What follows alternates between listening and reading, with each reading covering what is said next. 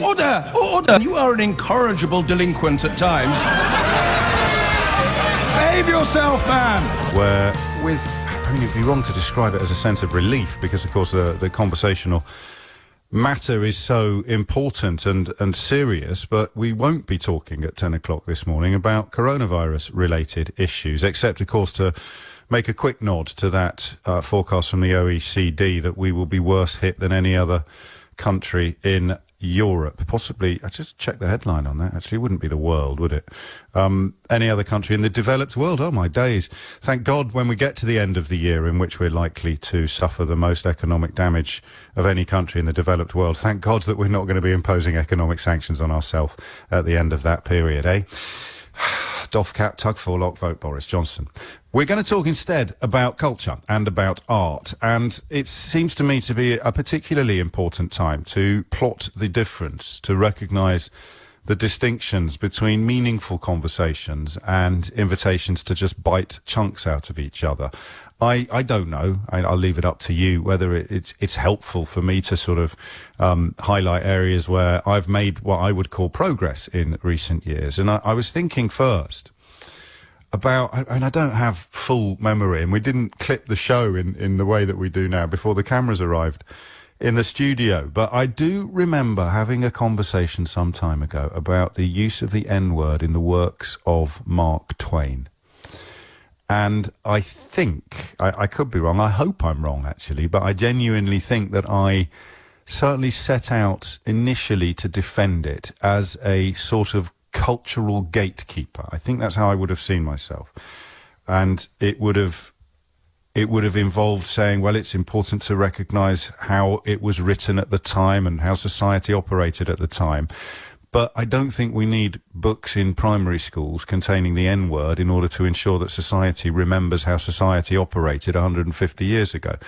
Ditto Gone with the Wind, which I mentioned a moment ago, has been removed from one streaming platform, HBO Max. I should add, temporarily removed in order to add discussion of its historical context. In fact, oddly enough, if you watched Gone with the Wind in other formats on other platforms, it comes these days with a caveat at the beginning, drawing attention to some of the content in that film, and of course the book by, Margaret Mitchell. The book by Margaret Mitchell, which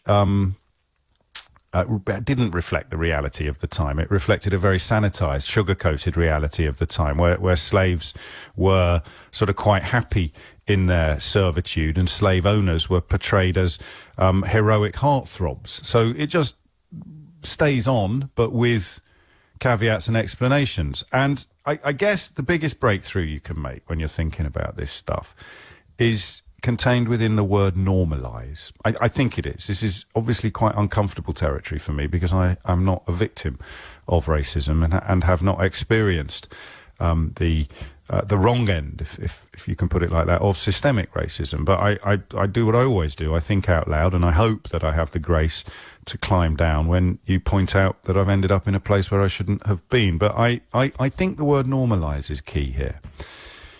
In the context of why was I wrong a few years ago to argue that the N-word should stay in the work of Mark Twain in modern schools, because it would be inauthentic is probably a word I would have reached for. It would be inauthentic to remove it. It would be possibly even disrespectful to the memory of the author. And don't forget that Twain is one of the good guys. I mean, Mark Twain was writing astonishing condemnations of the Belgian King Leopold, who had his statue pulled down yesterday. And Mark Twain was writing it over 100 years ago. The man, for my money, is possibly, him and George Orwell, possibly the most important writers, or at least the most powerful writers in the English language in the last 150 years. But I digress. So I would have gone off on a slightly pretentious, perhaps, to your ears, but I would have meant it. I'd have gone off on a defence of the N-word being in Huckleberry Finn or Tom Sawyer on the grounds that this is how people spoke at the time. And as I say those words, I wonder whether a little bit of you actually goes, well, yeah, they did speak like that at the time. Why would you change the language that was in use at the time? And for me, part of the answer is, well, we were talking about books in schools. So, you wouldn't go through every book in every library with a razor blade, removing the word, but if you were teaching it in schools, then you'd probably qualify, caveat, and correct the use of the N-word. And then we come, yesterday it was Dave, wasn't it, who rang in, brilliant caller actually, talking about racism and about generations and about things that his dad laughed at and his granddad laughed at, his own children would find close to repellent. And the massive challenge here, and again, I'm on slightly thin ice because of my background and ethnicity, so any generalizations that I make are going to be made through the lens of my experience, which will be very different from yours.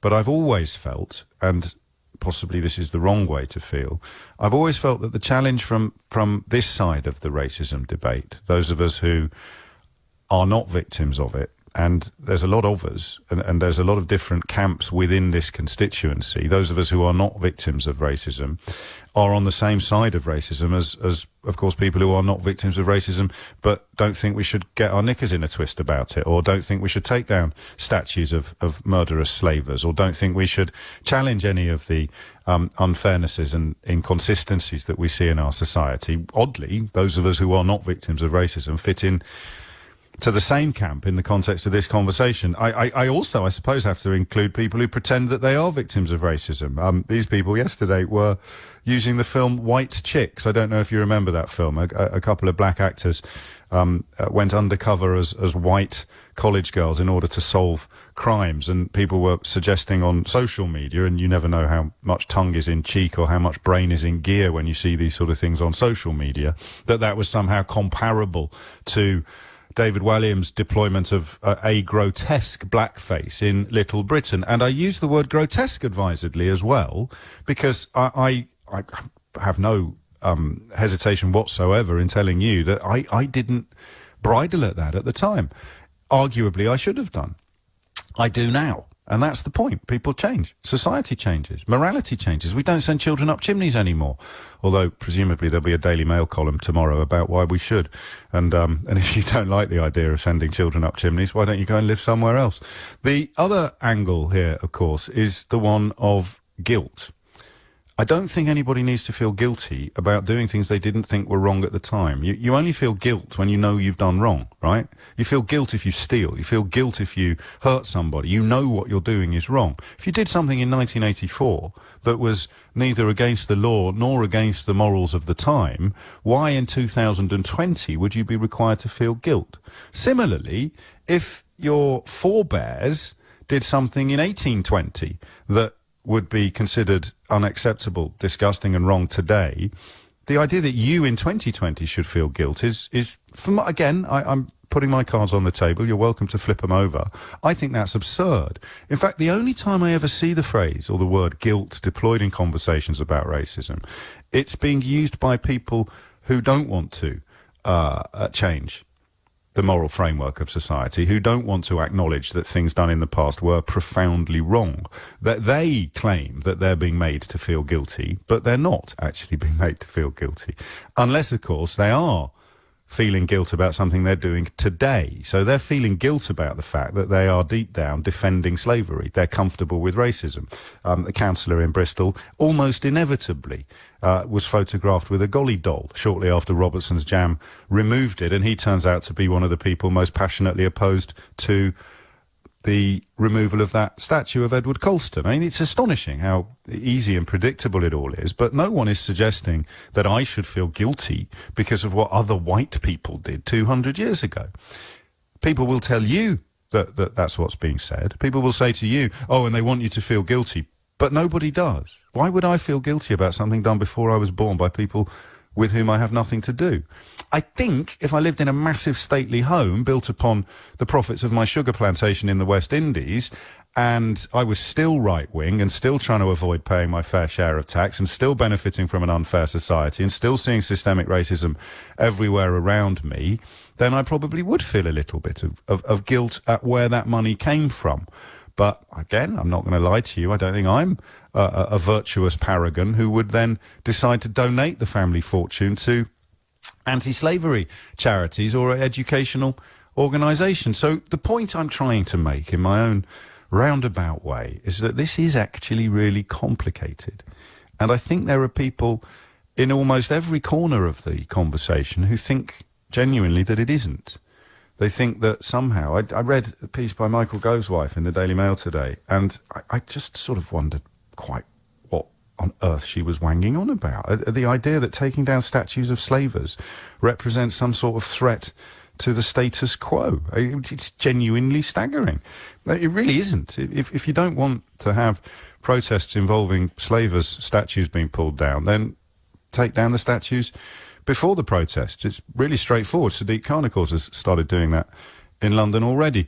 But I move you, not towards the statues, but oddly towards Gone with the Wind, in part, because that is going to be reissued, as it were, with a kind of educational addendum, but also to Little Britain, where it was David Walliams' character that has caused Netflix to pull the series from broadcast. I know that Matt Lucas and David Walliams have spoken about their regrets and discomfort of some elements of a TV show that I thought was brilliant. That particular character didn't register too highly with me, but there was another one as well, wasn't there? There was a Thai character that, looking back, was, I think, racist, but I didn't clock it at the time. And if I clocked it at the time, I ignored it. I didn't think it mattered that much. And today I feel differently. There is no point having a mind if you never change it. So where do you stand on this? What elements of culture should be revised or removed? And I think we'll start with Little Britain, because it's a cultural reference point that almost all of us will share. The character that David Walliams portrayed was a sort of, I use the word grotesque. I'd use the word grotesque if it didn't involve blackface. It was like a massive exaggeration of characteristics. Again, I don't want to get into a meta conversation about how much of that character was ethnic. The point is, he painted his face black, and there was clearly a point to that, a comedic point that today feels very, very wrong. But is it right not to show it at all? And that's why I come back to the word normalise, and that's why I was wrong a few years ago to argue that they should leave the N-word in Mark Twain's books, because what it does is it normalises things. If you've got a statue of a slaver up in your town square, then we know, astonishingly, from some of the less guarded responses that we've seen to this story, you've got a statue of a slaver up in your town square, then there will be people in town who can cling to the notion that there's nothing wrong with slavery. If slavery was so awful, their internal dialogue might go, why have we still got a statue of Edward Colston up in the square? Why is my kid's primary school still named after him? You know, it gets more complicated when you move on to someone like Thomas Guy, who was a massively dangerous slaver, but who gave an awful lot of money to found a hospital in his own name. I don't have a problem with that. No one's suggesting you should close the hospital, but how hard would it be to change its name? All of these things really fascinate me, but I stress again, it's a lot more complicated than people who need you to be angry and frightened would ever allow. And that's why those three questions come back into play. Number one, what are you frightened of? Number two, what are you really angry about? When you read about people preparing to shave their heads and put on their bother boots and come and defend statues of people they've never heard of before, from people who have a profound and deep knowledge of the issues. That's one of the things bubbling away this weekend. And question number three, how would you feel if it was the other way around? And that question, of course, this week crystallised on this programme as, how would you explain to your children why there was a statue in your town of a man who treated your people worse than he treated his horse? We never got an answer to that, did we? Do you know why? It's because there isn't one. But there might be an answer to this. When you look at art, when you look at culture, whether it's a comedy programme or a famous novel, and it portrays as acceptable and normal things that we now consider to be profoundly wrong, not controversial, they're not controversial statues, things that we now know to be profoundly wrong as humanitarians, what should we do with them? Should we chuck them in the bin forever? Should we edit them? Should we cut them, censor them? And I've only mentioned 2 or 3 artworks. What do you have a problem with that perhaps many of us won't have properly noticed, in the very same way that I hadn't properly noticed Little Britain, and I certainly hadn't noticed Only Fools and Horses? The number you need is 0345 6060 973. It's 1018. How do you do it? How do you properly reflect modern morality with reference to old artworks? It's a really important question. I haven't quite phrased it in a way that sets off fireworks, semantic fireworks. But I think today that's a good thing. There are loads and loads of angry people, of course, but they don't know why they're angry. There are loads and loads of frightened people, and this column in the Mail today by Sarah Vine is a perfect example. She doesn't really know why she's frightened, but the toppling of a statue of a slaver in some way makes her fear that her way of life is under threat. You say the words out loud, it's bonkers, but until you say them out loud, it's quite scary for people. And how do you reflect morality with reference to things that were done hundreds of years ago, or decades ago, or just years ago, or months ago? How do you reflect morality in a way that doesn't make us all feel soiled? And I don't want to feel soiled, and I don't think we should feel soiled, but I laughed at Little Britain. I don't think I was particularly drawn to the characters that used blackface, but I certainly didn't feel outrage or disgust in the way that, I look at it now and just feel complete bafflement that we let that pass, and it was relatively recently. But how do you do it in a way? So what I'm imagining is a decent person who's caught up in all of the mess at the moment. So somebody who does feel that they're a little bit under attack. Well, I'd never done anything wrong. I really liked Little Britain. I loved Only Fools and Horses. I really enjoyed reading it. Do you see what I mean? So somebody who just feels confused about why what was normal 10 years ago or 20 years ago is so abnormal now. And I think that's important. It could be that I'm being naive again. It could be that I'm wrong. People love being angry and frightened all the time. But let's try to have a conversation from that perspective if we can. Tom's in Devon. Tom, what would you like to say? Hiya, James. Hello, mate. I'm an English teacher. I teach secondary English, and as you mentioned, Mark Twain, I opened the document that I put together in the last week on John Steinbeck's Of Mice and Men. Oh, yes. We don't teach Mark Twain, but we do teach Steinbeck, and obviously in that text is a character called Crooks. Crooks is a black man who lives in a barn by himself. He's segregated from others, and Steinbeck uses the N-word in dialogue, not within in his narration, but through the characters, to describe that character. So when we come to teach this novel, I often ask the classes, or in fact every time I ask the classes, would you like to say this word out loud? Would you like to read it? Or would you like to replace it with something else? And, every time I've done it, the class has said, well, yes, we need to read this word. And the reason why we need to read this word is to understand it within the context it was in. We need to understand why Crooks was put in a barn by himself. We need to understand segregation laws of the 1930s in America. That leads us into the Jim Crow laws and everything else around that time. So we have that conversation. I am a middle-class white man, and I teach the vast majority of the students that I teach are white themselves, but we have that conversation, and it leads us to a greater level of understanding because we've taken that word and we've learned something about it, and we're not shying away from it, And to be clear, the reason why I went in on Twain was because that story I remember from a few years ago was primary schools, and I think I don't know if 11-year-olds would be ready for this conversation, would they? 12-year-olds, but certainly by the time they're approaching their GCSEs, you'd hope if they'd had good teachers, they'd be ready to have a nuanced conversation. Yeah, about I mean, that's the beauty of English, isn't it? I mean, I've always thought if a book is too advanced or it's too serious for a kid, then they'll put it down again and they won't read it.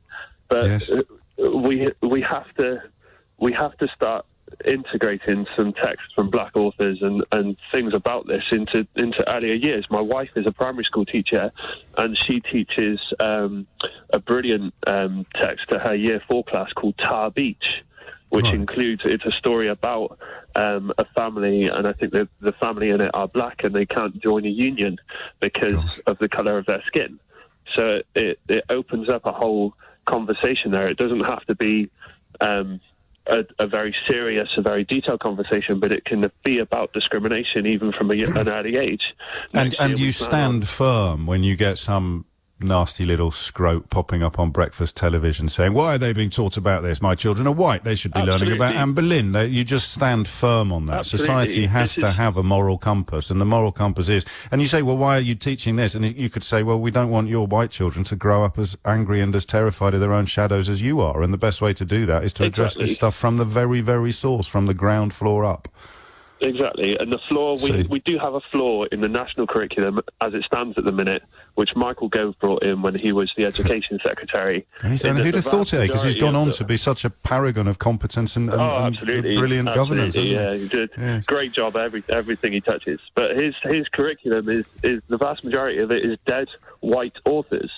But he wanted that, didn't he? He was on the record, wasn't he, as saying that that's what he wanted to be taught. I don't think he said dead white authors, but I think he talked about English history, and that's why I mentioned the fact that Sarah Vine, the Daily Mail columnist, having a fit of the vapours today about a statue of a slaver she'd probably never heard of being pulled down. It's relevant that they're married. That seemed to me to be pertinent. So there you go, Tom. We can move on to something else now. Two middle-class white blokes have completely solved the problem of race in 20th century literature.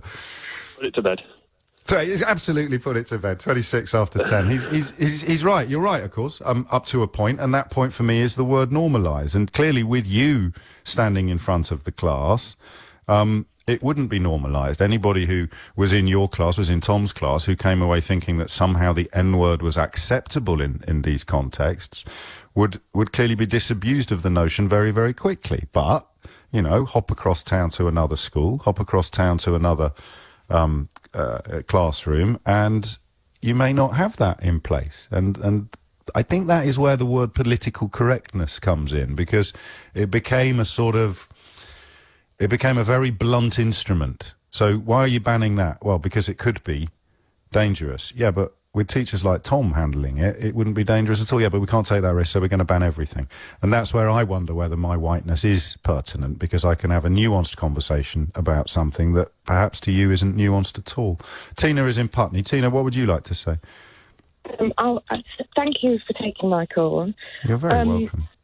I think I'm going to try and answer the question that you posed. And for me, as an African Caribbean woman, it is the elements of culture that should be revised or removed are the ones that would cause people who were a product of slavery to be able to pass a statue without feeling pain. Yes. So I haven't got a choice. If I pass a statue like Winston Churchill, who didn't treat the people that fought for this country from the Caribbean the same as he did the people that were from here, you know, the one that was put in in Bristol in the river the other day. Edward Colston, yes. Yes, yeah. So if I was walking through Bristol as an African Caribbean person and I'm looking at that statue, it's not going to have good memories for me. It may be educational, but it should be put somewhere. It can still be educational in a book or a museum, can't it? And I wonder, Tina, who's on the other side of the scale here? Because who is the person that either thinks you should continue to feel trauma because they get something back in return, or who almost enjoys the fact that I don't see the other defence. You know, I'm reading about a counsellor in Bristol who was suggesting that if anyone wanted to steal the plaque that would have detailed Colston's history, then it might have been acceptable for them to steal it. But the idea that someone would remove the whole statue has got him barking at the moon. What do they get at? Do they want you to feel trauma, do you think? It's not. These are not shoes I could ever walk in. And this is exactly the point, and I'm glad you raised that. And the reason why I'm going to say that is that when you look at, I almost feel, I'm 52 years old, and I almost feel that black people in this country still have to ask for permission to express themselves. It's almost as if they're still being dictated to. When I listen to Nigel Farage and Nick Ferrari, the way that they pose the question, they're not asking us how we feel. They're almost telling us. It's like we haven't got the right to express ourselves. We haven't got the intelligence to let you know how we feel. And can I just explain? Oh, and if you do articulate how you feel about things, then of course you could always go and live somewhere else. Absolutely. I've been handcuffed in the middle of a post office in 2020 for two women being racially abusive to me. The postmaster went outside and got the local police officer. He walked in unaware of what was happening, saw the colour of my skin and handcuffed me and took me outside.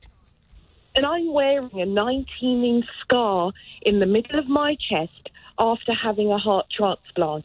It was only because there was a white woman standing in the corner that had a disabled child while I was uncuffed.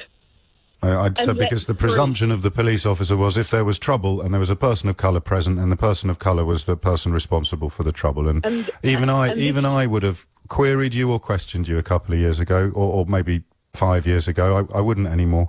I'm moving on only because we've hit the news headlines, Tina, but you make very, very powerful points, and you make them very, very well. We didn't get on. You led me back to the statues. I was looking more at the artworks and the culture, but goodness me, I'm grateful for the contribution. 10:31 is the time. I'll try and come back to you if you have a word with Ava, and if there's more you want to say, we'll come back to you after the very latest news headlines with Simon Conway. And we're examining when a society has mostly seen the light, what should it do about darkness in its past? So, obviously, this references the statues that we've been talking about. Isn't it funny how people who use the word snowflake as a pejorative to describe human beings who care about other human beings seem to be the ones who've completely lost it over lumps of stone shaped like human beings? Quite bizarre, isn't it? I mean, if you're a snowflake because you care about other human beings, what on earth do we call people who get hot for statues of slavers? I might do a little text vote on that later in the programme. But we go back to Tina in Putney because you led me back to statues, and I want to lead you back to other artworks. Notably in the news today, we've got Gone with the Wind and we've got Little Britain. So is there trauma there, do you think? And then a problem in your thesis emerges when, not so much with a statue of a slaver, but certainly with David Walliams in blackface, some people might feel traumatised by that and other people of colour might not, Tina, or am I wrong? They may, some people may not feel traumatised. People of colour may not feel traumatised by seeing David Williams doing what he's doing. But when you have experiences like myself, and there are thousands of us, like my daughter is 23 years old, and she should not be experiencing the same level of racism that her grandfather, who is now 96, is experiencing in this country. And she is. She went to Oxford University. She was bullied because of her colour. I had to call the police, again, an experience. When the police officer came, he saw 3 white girls that traumatised my daughter for over a year and a half because of her race, and asked me whether I was an asylum seeker or, I can't remember the other word he used. You've got a Birmingham accent. Well, absolutely. I actually live in Putney. It's very mild. It's very mild, Tina. I wouldn't have put mild, you. Yes, but I grew up in Kidderminster, so I recognise it. Yeah, I was asked if I was an illegal immigrant. That was the first question I was asked, and then I was escorted off the property and told not to return. And I was trying to protect my daughter. So now, these are the things that we're subjected to. Yes, and I'm not trying to talk over you. I'm just wondering whether, in the context of what you've just said, the 2 stories involving you in the bank and your daughter at college, does this conversation that I'm having today feel ridiculous then? Absolutely, but you see, the ordinary everyday person wouldn't understand that because they don't have to experience it. And I'm saying, from my perspective, especially the other day I went to park in the car park and I was told to go back to my own country. That space isn't for me. So it's happening now. You weren't on the telly, were you, at the time? No, on the telly? No, don't worry. No, I wasn't. I hear the point you're making, which is all of these conversations, particularly when they're conducted by people like me, all of them are undermined in part by the simple absence of lived experience. So, I mean, I can have a theoretical academic conversation about statues and books and films, but I cannot feel or properly understand. So it's both facts and feelings. why these issues are so important unless I've been on the receiving end of the sort of behaviours that you described. Oh, thank you. Thank you so much. Yes, you've got it. What do you mean? Absolutely. What are you thanking me for? What are you thanking me for?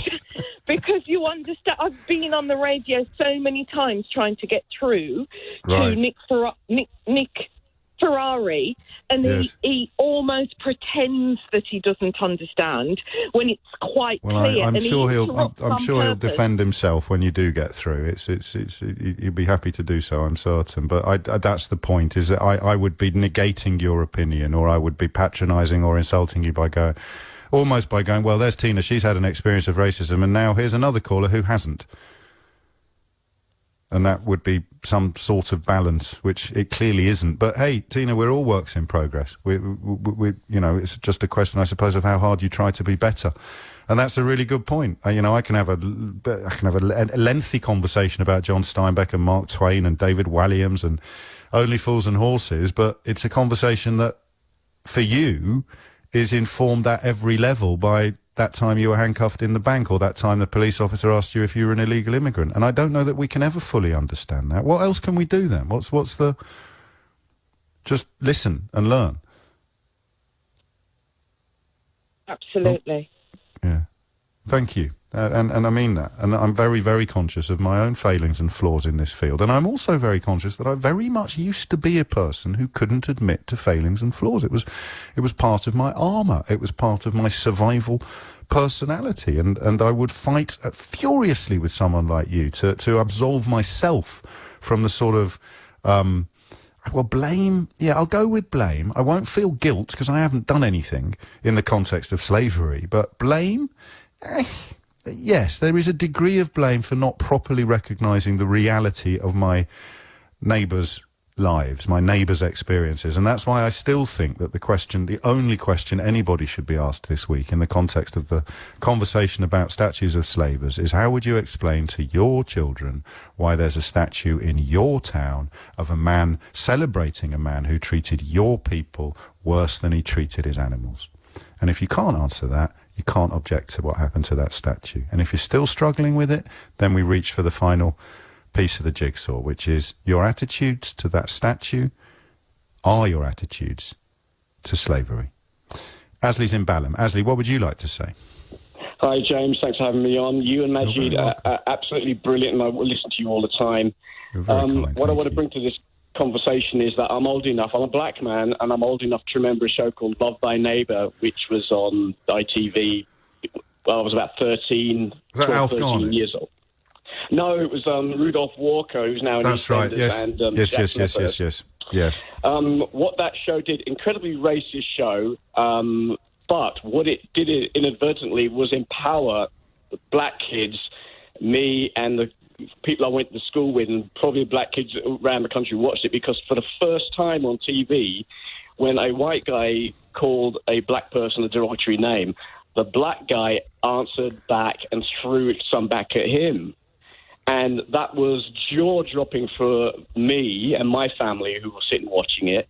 Going to school the next day, we just had everybody saying, "Did you see that show last night?" And now we had words we can actually throw back to people who were being racist towards us. But the empowerment, the empowerment came from the reflection of your reality, right? That was the first time that your lived experience was broadcast in a way that acknowledged your existence as human beings rather than your existence as the butt of jokes. It was like the punchline punched back. Oh, that's a good line. Has anyone written that down? It was the punchline punched back, right? Yeah. It was absolutely brilliant. Okay. I mean, and shortly after that, we had the Shaft films that came out on TV, out in the cinema. Black Power.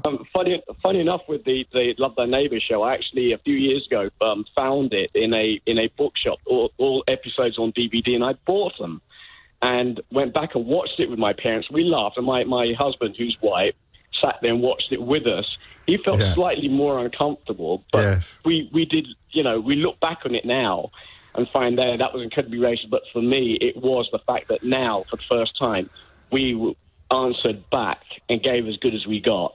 And that was very empowering for a lot of black people, especially at my school, which was 80% black. We suddenly could walk with our heads held high in a funny sort of way. But the progress since then hasn't been fast enough, because what you describe is representation. The thing I was very much educated on last week, the importance of having representation in the public space, whether it's on a radio station or on TV dramas, to see people like you reflected back at you from the national culture. That still hasn't happened enough, but you've confused, you've thrown another spanner in the works. So how do you feel then about the Little Britain stuff? And you don't have to have a view. I mean, you may not have given it much thought yet. Well, I didn't have much of a view of that because, I mean, by the time we got Little Britain, we did have a more equal representation of black people. I've come from an acting background, so I'm an actor, resting. Yes. And aren't they all? Yeah. Sorry. I remember sort of going to see agents and trying to, get representation. And things that agents and well-known agents would turn around and say to me, you're too short for the romantic lead. It was everything other than my colour. Which, right, yes. When it comes to racism, you can't. It's difficult to prove, but you suspect that is the reason. You be on the phone to them, they say, "Oh yeah, come in and see us." But then you walk in as a black person, and several of them have said to me, "Oh, you weren't what I was expecting." And I go, No. "What were you expecting?" And then the freeze on their face for a minute while they think of an excuse, and it goes, "Oh," and I sometimes get them out of jail by saying, "Oh, you're expecting someone who's taller." And they all know. But you see, again, I this word "normalise" underpins all of these conversations for me, and I'm not arrogant enough to start lecturing you on the details of your own life and your own existence. But in a way, you normalise their behaviour, perhaps, when you do that. Yeah. You said it yourself. You give them a get out of jail card, whereas actually they should probably spend a couple of hours in jail. Exactly. We do that metaphorically. We sort of like use the subservient card. We just think, well, we don't want to cause any trouble. So we just say, we expect this to happen, so we just put up with it. And, just watching what was happening over the weekend is people, black, white, brown, yellow, red, are actually saying, well, we're not going to put up with this any further. We are actually going to do something. And, some of it... And then you turn on breakfast television and Nigel Farage is comparing you to the Taliban. There's a way to go yet. There's a way to go yet. yet. A hell of a long way to go. But, thanks to people like you and Majid, we are actually heading in the right direction. And you may not like the thanks, but I'm going to say thank you very much because you're actually doing a brilliant job. You're awakening people. So thank you. I hope so. But the people I'm most concerned about at the moment, apart from the victims of racism, are the victims of racism who are racist, because they are victims. They are spending their lives enraged and, in many cases, terrified, and they don't know why. And this isn't a class issue. I think you can read it for free, so you don't need to go out and buy it. But the Daily Mail today, this column by Sarah Vine is quite incredible. Those questions I always tell you that would unpick even the hardest issues. Why are you scared? What are you scared of? And what are you really angry about? And here's an article about, I fear for Britain's future if we erase the past, good and bad. How on earth would taking down statues of slavers compromise Britain's future? In fact, leaving statues of slavers up, to go back to the word of the day, normalises slavery, potentially, and that means that it could then return in our future. It's only by rendering it anathema, by rendering it utterly indefensible, by describing it accurately. That's the only way that you guarantee we don't have a repetition of it in the future. And remember, when they tried to get a plaque put on the plinth in Bristol, the council said no. We'll stay with this conversation, I think, until PMQ's at 12, because the alternative would just be to list once again the catastrophic government handling of the coronavirus crisis. Schools now, even some of the newspapers that joined in the attempt to coat the unions for the fact that the policy was flawed, even they now have recognised that the real architect of this chaos is inevitably the government, the same government that muffed up PPE, the same government that has muffed up testing and tracing, the same government that hasn't yet found that app down the back of its sofa that was supposed to be in place, the same government that lied about the 100,000 tests a day, the same government that has presided over the second highest death toll in the world, the same government that currently has the worst public approval rating in the world. Actually, that's not fair. Worst equal with Mexico. The same government which is warned today by the OECD that we're going to be hit harder economically than any other country in the developed world. But hey-ho, tug that forelock, vote Jacob Rees-Mogg. It's 10:51, and, of course, the same government that said at one point everyone in Year 6 would have a laptop provided for them or a 4G router, because if we learnt anything talking about schools yesterday, then we learnt that for some children, if they're not doing any work at all at home, it's not their fault. Imagine having to use, I told you, and I'm fully aware of the thickness of the walls of my own bubble, the level of my own luck and privilege, particularly at times like this. Our internet went down for 3 days. I can just stick it on the card. I can sign up to the BT Wi-Fi with FON, get temporary stuff. I can top up the kids' phones to their heart's content. And we still struggled a bit because the quality wasn't as high, and, you have to put in passwords and all this malarkey. Imagine trying to be homeschooled at the moment, doing remote learning without a reliable internet. It is impossible. And it's happening in tens of thousands of houses up and down the country. Seema Malhotra, the Labour MP, has been keeping quite a close eye on this very specific issue, and she joins me on the line now. What's the score, Seema? Where are we? And remind us exactly what the pledge was from government back, I think, in April. Good morning, James. Great to join you. I'm so disappointed with where we've reached, not just with the announcement yesterday, but also this whole issue of the digital divide. The government has known about this since even before lockdown, when we were warning about it. And in April, 3 weeks after I and Chion Wera, who's in our DCMS team, had also been raising this, the government announced that they would be providing some laptops. I think they said around 250,000 in total to Year 10s in disadvantaged areas, or who also were experiencing disadvantages, and some formulas based on free school meals and other indicators. It's nearly the middle of June, and there is still, a minority that have gone out. So the government said yesterday it was 100,000 that had gone out to schools. That clearly isn't also 100,000 that's even gone out to children, because as some of my schools have told me today, they haven't actually got the operating licenses they need to be able to operate those laptops. So there's a kind of a shambles from beginning to end on this. Even if the government gets 250,000 laptops out by the end of June, which Gavin Williamson said yesterday, that's 3 months after the start of lockdown. Yeah. And the other point is about scale. 250,000, what is that based on when we know that there are around 700,000 children that don't have access to broadband at home? So there are two different issues. One is access to the hardware, and the other is the access to broadband. Yeah. So the thing that I'm continuing to call for, which is, I think, so urgent, is a national school connectivity scheme, because what schools are having to do is to either just accept the fact that children are not able to access their online school classrooms and their tutors online, or to try and somehow provide for them, often paying at market rates for a broadband contract. Now, you can imagine the strain that school budgets are already under.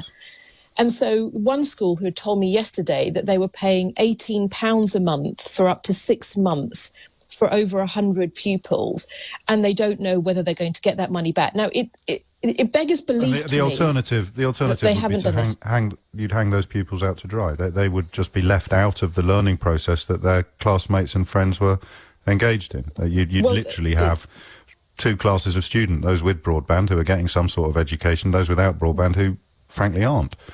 Well, that's exactly it. And you know as well as I do how seriously even losing a day of school is taken in normal times because of the impact it has.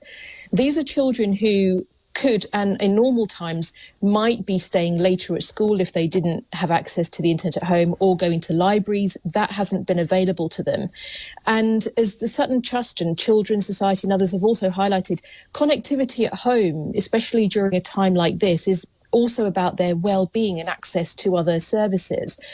And the feedback that we've had from schools, where we, in the end, started a local project because there was a massive gap, both on the supply of hardware, but also a national connectivity scheme, which in my view needs to be a national school connectivity scheme backed by government and led by industry to get us through COVID-19, where every school should be able to have either at no cost or at extremely low cost access for their pupils they know are in need to get them connected up to the internet.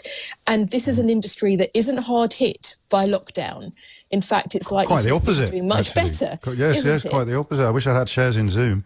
There'll be lots of organisations benefiting from this. How would we know, just to steer you backwards briefly, how would we know whether or not, and I appreciate what you said about the disparity between 250,000 and 700,000, but have we got any way of knowing how many laptops have actually arrived in homes functioning and fully loaded in a way that would help the children who need them most? Is anybody actually counting that, or are they just sending out people like Nadeem Zahawi to wang on, I heard him this morning, about white working class children for some reason? Well, white working class children, look, that is also an issue. We know statistics terms. I've even spoken on that in Parliament too. But this isn't. This it's not relevant to this issue, though. These should not be distracting from the core issue. Now, Gavin Williamson said that 100,000 had gone out, but I've just told you what schools have told me, which is they don't have the operating licences. It's like the testing all over again. They've posted it. They've stuck it in the post and claimed that it's been done. Well, that's my worry. That's my worry, and this is why we're writing to ministers today to say, look, if that's the case, and they've been trying for 4 days to contact the Department for Education and not been able to get through, this is utterly unacceptable, because this could have been done at any time. But I want to come back to this point about children being left behind and the need for a national connectivity scheme, because it is something that can be done so quickly. And look, I can just tell you as well what schools have told me with our local scheme, where in the gap that there was and still is, we're running this scheme through our local charity Hounslow's Promise. People have donated laptops, and we've had approaching 200 that have now been going out to kids. And the feedback that we've had from kids that were otherwise, and schools know exactly who these children are, they were otherwise either having schoolwork delivered by hand or by couriered to their homes. What they've said is that the difference with getting that equipment has been literally life-changing. They're engaging with schoolwork on the school's own records. They've gone from non-engagement as a 0 to medium or full engagement in a really short space of time. And they say it's had a real positive impact on their well-being. They feel connected into their school again. They're able to really engage directly with their tutors. And the other really lovely story is that parents have also engaged. So parents have fed back to the school that they helped and took part in the lesson with their children.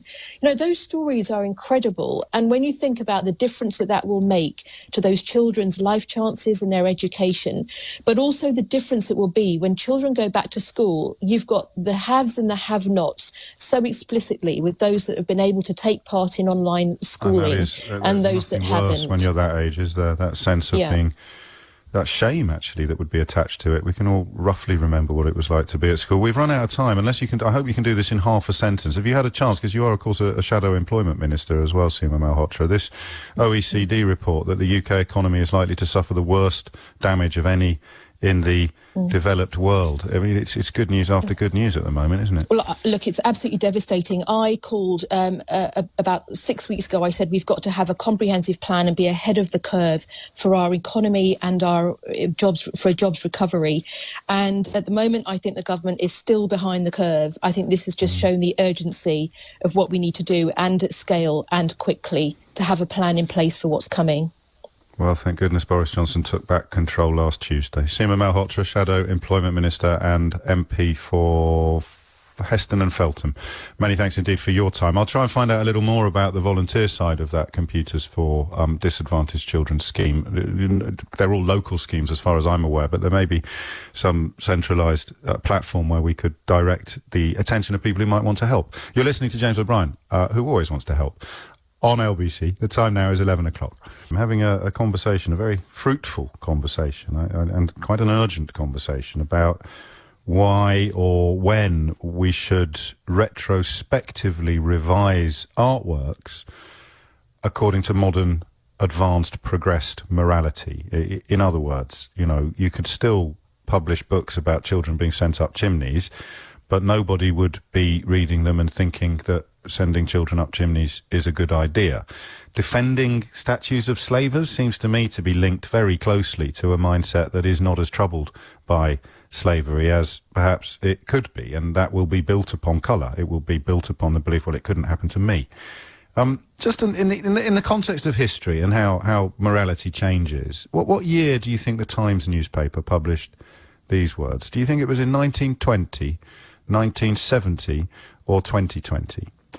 Yet, having been inculcated with the unchallengeable belief that they are victims of white society, black people believe that any disadvantage they may suffer is not the result of bad luck, circumstances beyond anyone's control, or, perish the thought, their own behaviour, but must be the product of white racism. Do you think the Times published that in 1920, 1970, or 2020? Perish the thought, their own behaviour must be the product of white racism. I'll let you ponder that question as we continue with our conversation about where these lines should go. And if you struggle to see why that line is so offensive, and I still leave the question hanging, 1920, 1970 or 2020, I'm going to read it to you again, but I'm going to replace the words black people with the word Jews.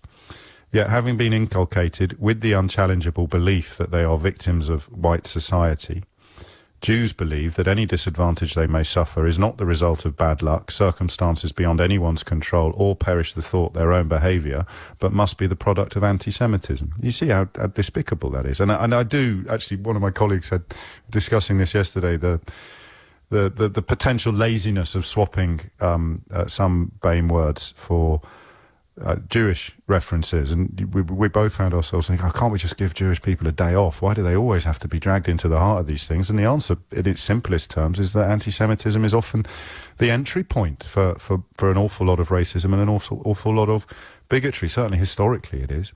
6 minutes after 11 is the time. Back to the phones, and the question that hangs over the whole programme today, how do you do it? And I'm looking more at culture, because it's very helpful for me not to be holier than thou. I can come down from my usual high horse on a day like today and say, I laughed at this stuff. I'm pretty sure I laughed at... it's weird, because I laughed at Little Britain, but I'm pretty sure there was a UKIP candidate or a UKIP candidate's wife who used that... Is it Ting Tong was one of the characters in Little Britain? And when they did it, I could see why it was offensive. And yet when it was on Little Britain, I couldn't, which is me being guilty of, I don't know what I'm guilty of there, but it's some sort of double standard, isn't it? And it's important to unpick this stuff. And I think if I've got anything valuable to bring to this conversation at all, it's this observation about how you can change, you can progress, you can become more enlightened. And the challenge for people who want to, but currently aren't, is to do it in a way that doesn't feel like you're punishing them. Don't punish me for laughing at Little Britain 20 years ago. Just help me see why I wouldn't laugh at it today. But I wonder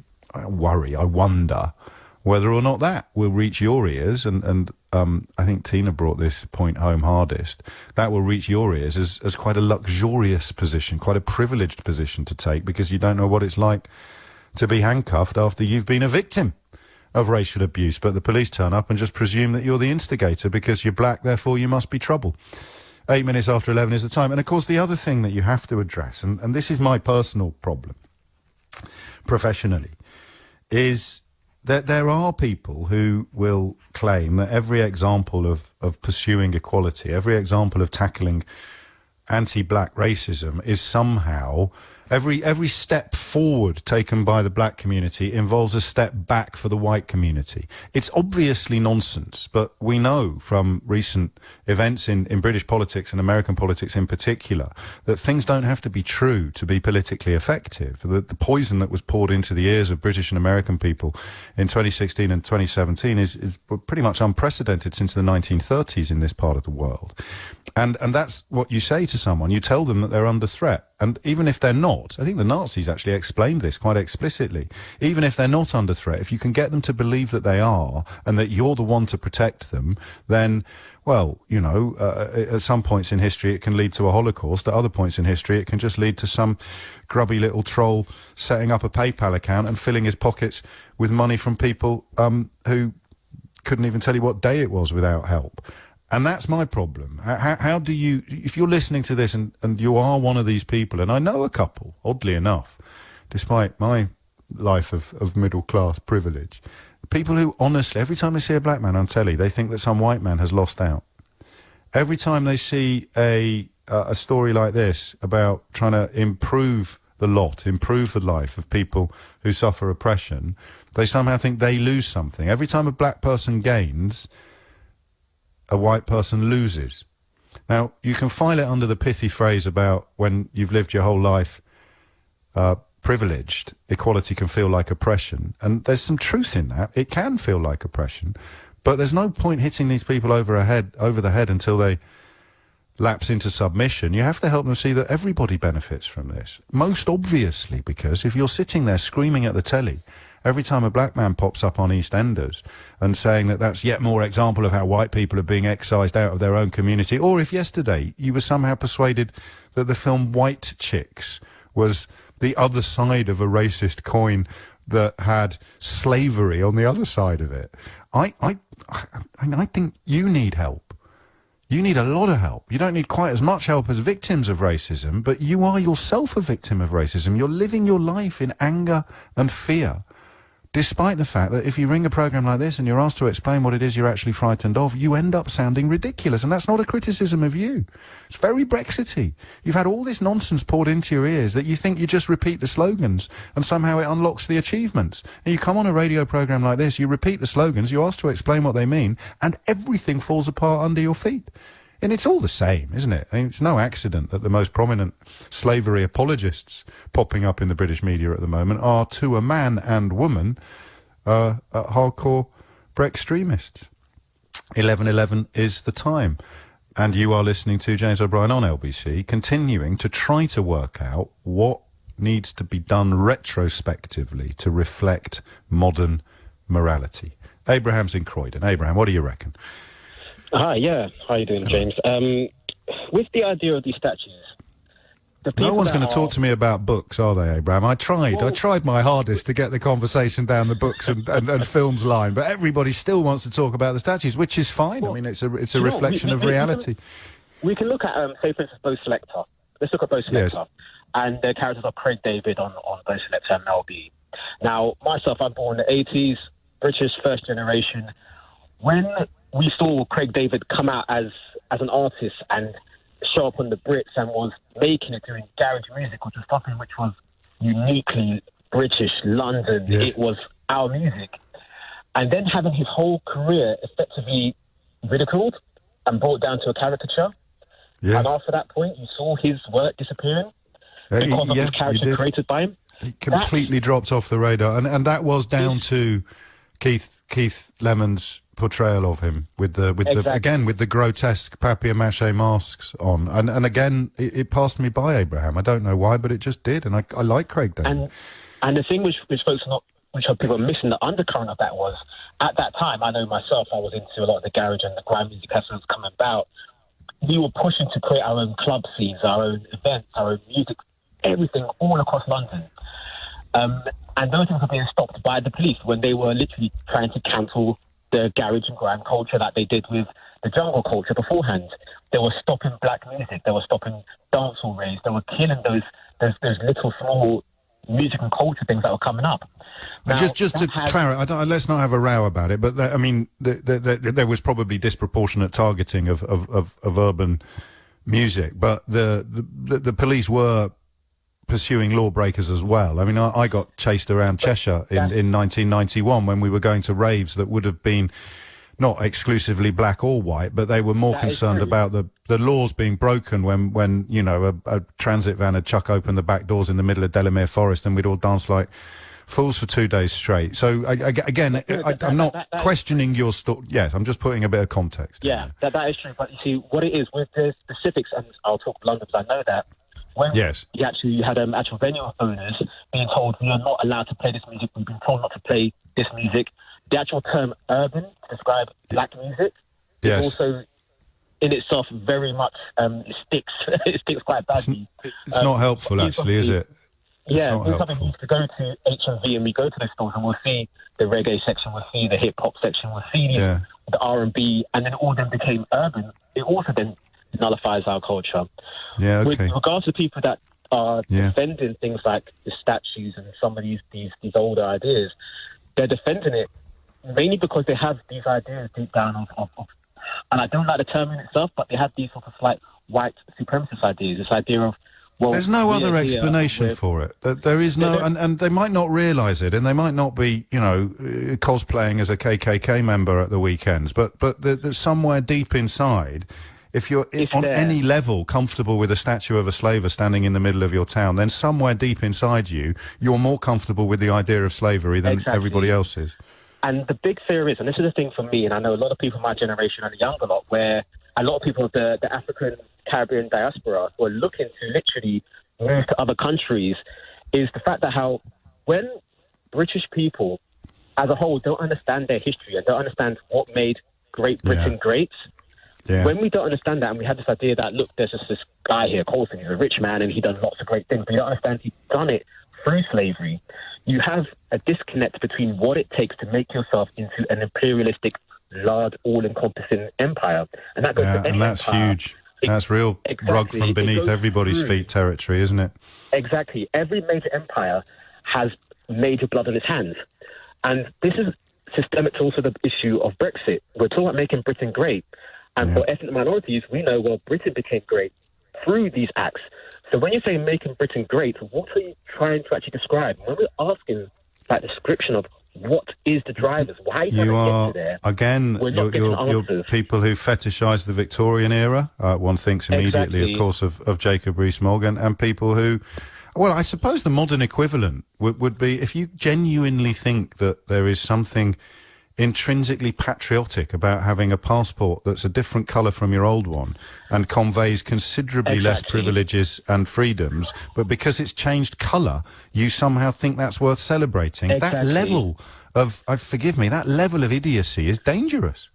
And that's leading us to a situation now where we can say, looking at our cabinet, we have some of the poorest quality people there because a lot of them have this idea incredible. of, because I went to these schools, because I am of this type, they of didn't this even- class, Yes. they assume that they have this innate right and ability to lead. I've got a theory on this that I'd forgotten about, actually. I came up with it the other day. It's not quite as clear-cut as you think, because this cabinet is not as, in terms of schooling, it's nowhere near as privileged as previous cabinets. I think there are more state school educated people in the current cabinet than there were in at least one of Tony Blair's, but it's something else as well that I'll you've taken me well over the scheduled break, so we'll come back to that. But thank you, Abraham. And the idea is, I think, if I were to put what you've said into a nutshell, and I'll give you time to correct me if I'm wrong, the only argument you can see for people who want to keep these statues up is that they kind of keep racism alive and around us. Pretty much. That'll do. It's 11:18, and remarkably, remarkably, that thing I read you from the Times, it gets even more interesting and complicated as we dig into it. I'll share it. I'll share my findings with you shortly. We've got PMQs coming up at 12. At 12:45, I thought we'd get Professor John Ashton back on. You'll remember that Professor Ashton was. Well, now he looks like the scientist in the films warning that we're all swimming in the wrong direction, and if we don't change direction soon, we could end up with the highest per million death toll in the world, or the second highest death toll on the planet, or the worst performing government in the universe. And if we don't pay attention to what he's saying at the beginning of the outbreak, then we will rue the day. And here we are, with all of those things having come true. So I thought it might be helpful, given that Professor Ashton has been shown to have been largely right in his warnings that we weren't doing enough at the beginning of the coronavirus outbreak. I thought we'd catch up with him and find out what he felt about how things are going now. In other words, the man who was right about what we should have done but didn't do at the beginning would be a good person to talk to about what we are doing and perhaps should be doing now. So hopefully that'll be coming up at about 12:45, availability depending. And then, of course, Theo and I will pick over the bones of PMQs, possibly with your help, in the final hour of the programme. But in the meantime, we continue with this question, and it is very elucidating, isn't it? There's simple, never thought about it. You look at... you always try to reach for empathy, but there was a question, and I'm not patting myself on the back for coming up with this question. If you'd come up with it, I'd be reading it out every 10 minutes as well. I just think it nails it. How would you feel if in your town there was a statue celebrating a man who treated your people worse than he treated his animals? And if you take this column in the Mail today seriously, where Michael Gove's wife claims to be frightened for Britain's future, all you have to do, Sarah Vine, is ask yourself that question. If you're genuinely frightened by scenes of a man who presided over 19,000 deaths, 19,000 human beings perished in his pursuit of profit, if it genuinely frightens you to see his statue being torn down, then just ask yourself this. How would you explain to your children why there is a statue in your town of a man who treated people like you? He treated your people worse than he treated his horse. And it's not just a statue of commemoration. I'm not sure there's any such thing. It's a statue of celebration. And it would be ridiculous to tear down every statue of every human being who was alive when slavery took place. If you were wealthy in that era, it would be almost impossible not to benefit from the fruits of slavery. And this country benefits from those fruits today. But you have to have the conversation. And the starting point for people who are, like Sarah Vine, frightened and angry, or frightened or angry, the starting point will always be empathy. Just imagine it was you. So if you can't answer the top two questions, what are you angry, what are you frightened of, what are you really angry about, then answer the third. How would you feel if it was the other way around? How would you explain to your children why there is a statue in your town celebrating a man who treated your people like scum? Worse, in fact. You can't sell a dead slave. You can, of course, sell dead livestock. 24 minutes after 11 is the time. Simone is in Purley. Simone, what's going on? Hi there, James. Good morning. James, I think there are several issues here at play. But, firstly, I'm a woman. I'm a mother, and I'm so happen to be, robed in black skin. You're a man robed in white skin. At the heart of it, we're all humans. And I think that anything that causes an affront or dehumanizes another human being should really be looked at, with great disdain. And, be it in the cultural space of art, film. I mean, you've mentioned about, Little Britain, for example, let's talk about that. Let's talk about Little Britain, because I don't need... I think anybody especially once they've asked themselves that question about how they'd explain it to their own children, the statues of slavers, anybody pretending not to understand it or pretending to be, that there's two sides to this argument. They are frauds. They are lying. They are probably racist, and some of them get paid huge amounts of money to be publicly racist on various media platforms. So, and then of course they ruin the lives. They ruin the lives of the people who believe them, because they end up, people who are not getting paid tons of money end up believing the racism and thinking that, their whole lives are full of anger and hatred. So let's leave the statues out of it. Anyone pretending that that's defensible in any way, shape or form is a fraud. Let's move on to Little Britain, because for me, and perhaps I'm exercising some privilege here, for me that's a bit more confusing. It's a bit more complicated. So unravel it for me. Yeah.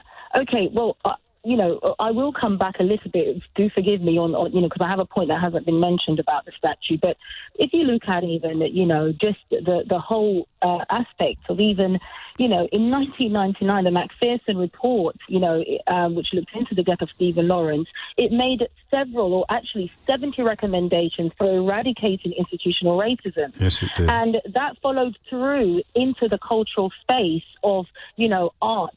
And the Arts Council at the time, actually, which was, greatly, funded by the lottery, they made commitments to make sure that we would have more diversity in art. So if you look at it, none of it, it's all been rhetoric.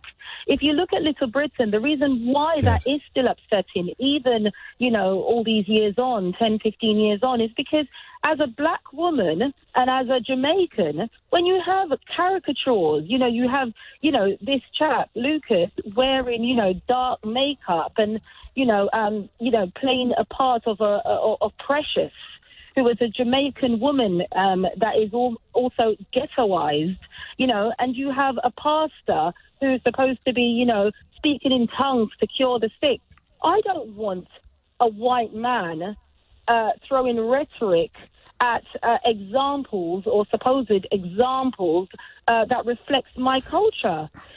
For people who are uneducated about, what it is like to be black, what it is, for example, like to be a Jamaican, for them to use that as actual real depictions of of a representation of blackness is completely wrong, and it's every right. It has a reason why we don't need that kind of representation.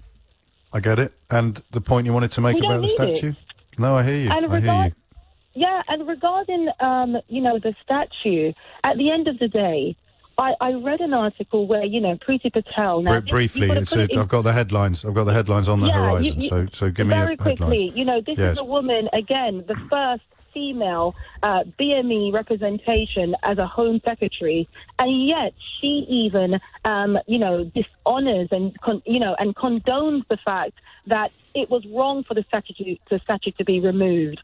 How can you have someone like that who's there to be the voice of the disenfranchised actually condoning a statue that really was built on the back of a man who was responsible as well for over 80,000 slaves, women and children who were treated as no more than privileged puppets, house puppets.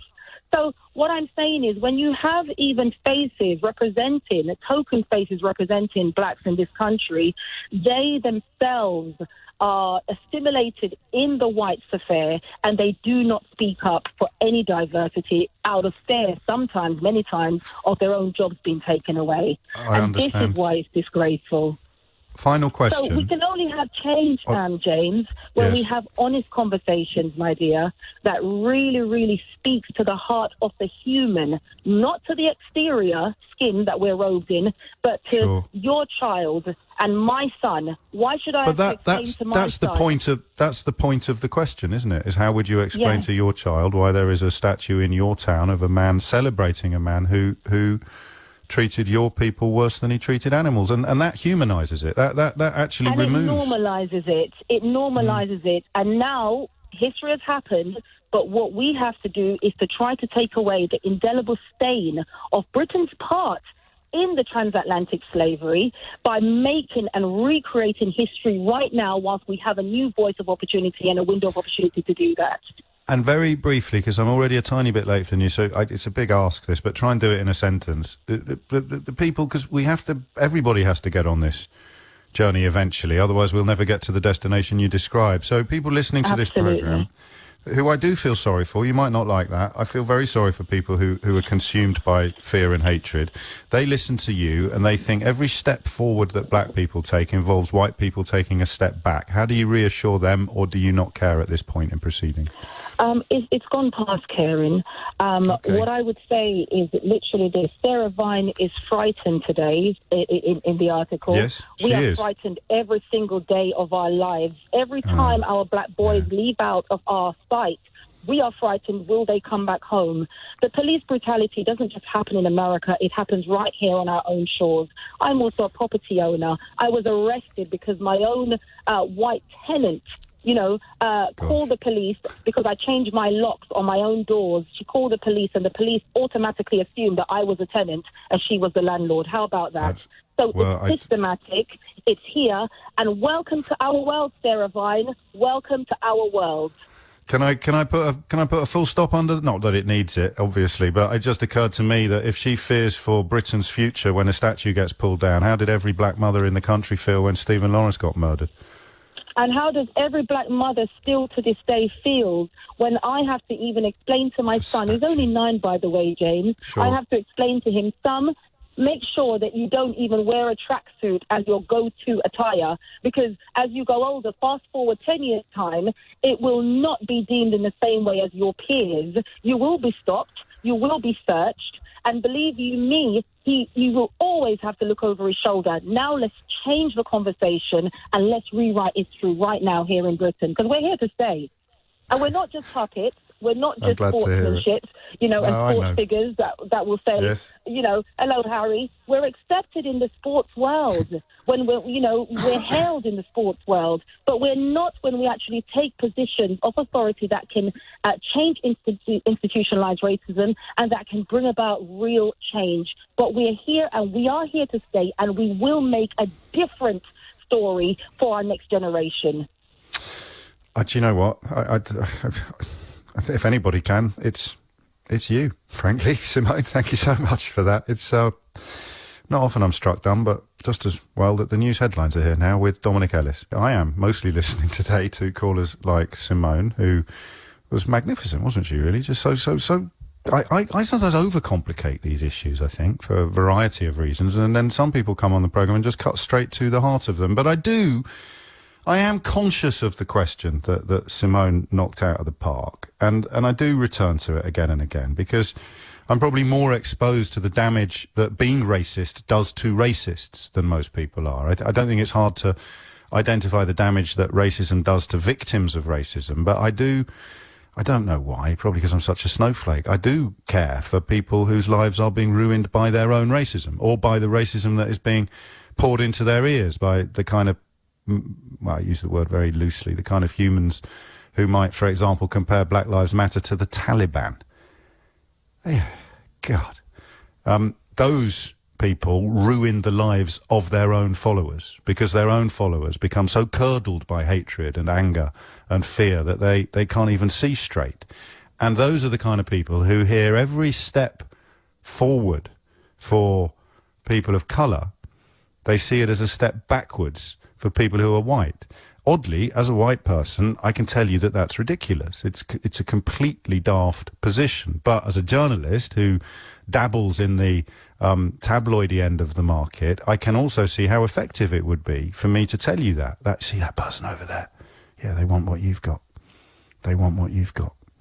They don't. They just want an equal slice of the pie. And the pie is currently being cut into pieces by the people paying the people to tell you to blame it on the black fella over there. And it's so heartbreaking. I know this is not an unpopular, but I know it's a complicated position, perhaps, to understand, particularly if, like Simone, the experience, the lived experience that you've had is so acute that my academic meanderings seem a little bit superfluous, but I don't think that they are. I genuinely do think the progress that she wants to see and that I want to see can only be achieved if we find an antidote to the poison that's being poured into the ears of people who were on social media yesterday claiming that the film White Chicks is somehow as bad as Gone with the Wind or the blackface grotesques in Little Britain. I don't, maybe today's not the day for that. Maybe I'm worrying a little bit for once about the wrong people, but I'm worrying about the racists or the victims of racism who are racists. It's quite nuanced, I grant you. 11:38 is the time. Valentine is in Bromley. Valentine, what would you like to say? Hi, good morning, James. Hello, mate. I'd just like to respond firstly to the, I think it's the Daily Mail statement that you mentioned. It's absolute nonsense, and just further... I don't know if it's one columnist. She happens to be married to Michael Gove, and she fears for Britain's future if we take down statues. She says if we erase the past, quite how you erase the past by talking more about it than at any point in living memory, she would have to explain herself, but it's a columnist's comment. Again, it's absolutely nonsense. History doesn't have to be erased because a statue has been taken down if it's been put in a museum. It's unbelievable that this has to be explained to people who are educated. But even with the article about blacks apparently blaming everything on whites. That was in the Times. That was in the Times. Do you think that was 1920, 1970 or 2020? I think it's 2020. But you know it is, Valentine. That's the worst game in the history of radio, wasn't it? And I'm not making light of it. I know you know that. but that's a joke. firstly, how dare that columnist tar us all with the same brush and say that every person that's black thinks in this way. Even that in itself is racist. Second of all, how do they explain, just to give one anecdotal bit of evidence, how do they explain football? Today, Gareth Southgate, he's doing a great job, love him. Absolutely excited to be an England fan in today's, comments, the way they're performing. He's admitted that he wasn't even qualified when he got his first job. He didn't have any coaching badges. He just managed to get the job because he was cliquey and knew the right people and probably had the right colour of skin. How do you explain all of the generation of footballers who are black, who have been lost? They've been great footballers, won Champions Leagues, won a wealth of titles. And they don't move into management. Gareth Southgate. And they've never had a look in, even just to manage a League Two team, let alone the national team. So I would love for whoever that columnist is, please explain that to me, because I'm confused. Well, she's called Melanie Phillips. Melanie Phillips in the Times, Sarah Vine in the Mail, and the thing that it got changed after publishing. So they originally published what I read out earlier, and then it was changed after publication without any note even saying so. And, that's just not right, is it? Having been inculcated with the unchallengeable belief that they are victims of white society, she wrote, black people believe that any disadvantage they may suffer is not the result of bad luck, circumstances beyond anyone's control, or perish the thought, their own behaviour, but must be the product of white racism. And then, after presumably complaints, they removed the words perish the thought and added the words too many black people. So it's almost as if they knew what they published was rank,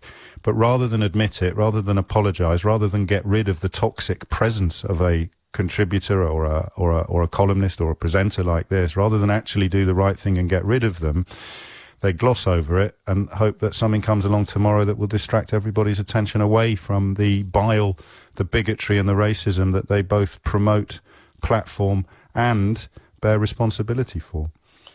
Absolutely. And as a black person, a black British and Englishman, when you grow up in a country whereby these type of articles are repeatedly brought out, or you're walking in Bristol and you see a statue which reminds you of, how you were potentially brought to this country, or, the evil that was done to your, people at such a time, I've struggled for a long time to accept that I was English. It's not because I don't love the Queen. It's not because I don't love my fellow white Englishmen. But I don't feel as if I'm English because I'm reminded every day that I'm an other. And for a long time, it was difficult. I couldn't identify as an Englishman, because how could I when I'm always reminded every day that I'm different, as I said.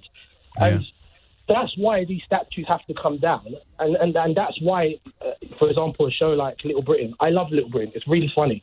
They made jokes of several topics, LGBT jokes, black jokes, name it, ignorant white people jokes. But ultimately, when they come down or they're cancelled, even though I'm not a fan of cancel culture, it's symbolic. It promotes conversation. It lets people know that these things are not cool. We're human. We have feelings. People want us to integrate. They want us to be part of the UK and be proud. Go to the Olympics, They don't want you to integrate. They don't want you to integrate too far. He has Asian heritage rather than black heritage, but you can't get much more integrated into British life than getting elected mayor of the capital city, and they can't. They won't forgive him for that, will they? So these people who say you've got to integrate, they're talking out of their backsides half of the time, Valentine. It's painful because when we are trying to integrate, when we are trying to assimilate, when we are trying to forget our traumas, we're reminded every day by microaggressions. We're reminded every day by being bloody great statues in the middle of town. It's not just microaggressions, is it? It's there. And then, of course, the other point, because you started off with Sarah Vine, the Daily Mail columnist, when it was spotted on their bookshelves that Michael Gove had a couple of books by Holocaust deniers.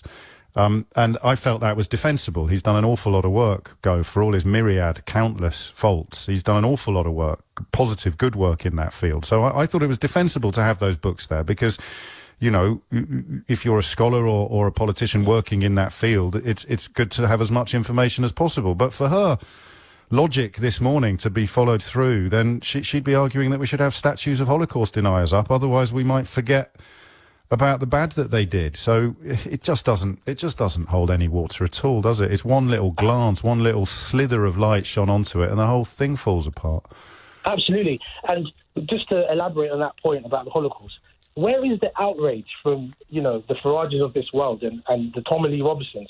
Where is the outrage when it was just 2 days ago we had a Nazi lady and a Nazi guy convicted and served, I think they're going to serve about 8 years. There was 4 of them, actually, for membership of a prescribed far-right terrorist group. This was a woman who entered a Miss Hitler beauty contest. But, you know